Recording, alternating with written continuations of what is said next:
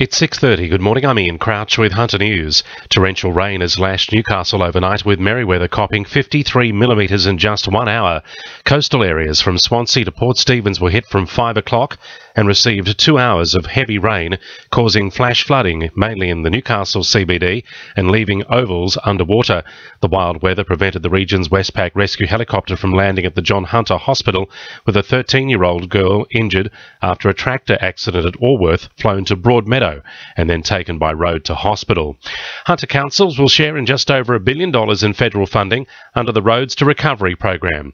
The money will help councils repair and upgrade local roads to improve safety for motorists, with the money being returned from fuel excise.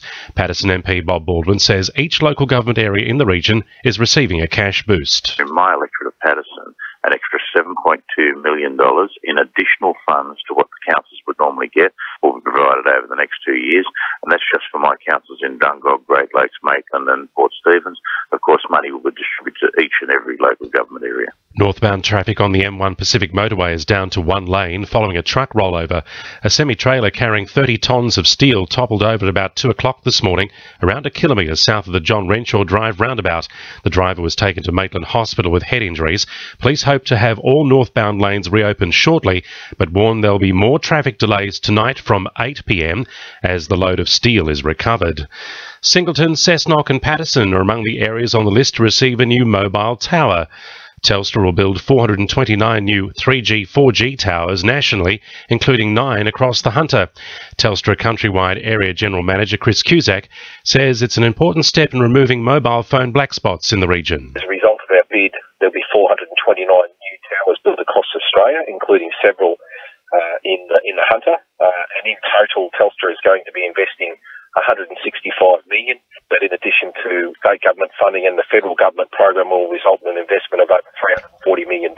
The Hunter's 4 main police commands will join forces over the next couple of weekends in a bid to weed out petty crime. Operation Quad kicks off tonight, with officers from Newcastle, Lake Macquarie, Port Stephens and Central Hunter targeting drug users, drunk drivers and people who've breached bail. Litterbugs in Cessnock are warned about being caught as council beefs up its commitment to waste management by launching its Hey Tosser campaign. Those who see people littering are asked to report them to the EPA, either via their mobile app or website, where fines from $250 could be imposed. Cessnock Council Environment and Waste Manager Michael Alexander says residents are littering in areas heavily used by the community. The Pinch is a connector road, certainly an area that's used by residents. So it's alarming that residents find it's okay to litter within an area that they feel quite protective about. The waste strategy identified that 93% of them wanted council to do more about combating it. Sport for our sponsor, NewcastleCheapestCars.com.au. The Knights are set to take a defensive focus in their game against the Broncos tonight. The strong Brisbane side have admitted to being vulnerable after 2 lacklustre training performances after a fast turnaround from the previous games. Knights lock Robbie Rocco says it is still attackers that he will have to look out for. Yeah, their ball players are definitely their key parts of their game. I think Ben Hunt and Darius are both vital in their attack and how they play against you. So they're definitely key indicators for us and where we want to be strong defensively. The Jets have secured a deal with Beechwood Homes, making them a home game principal partner.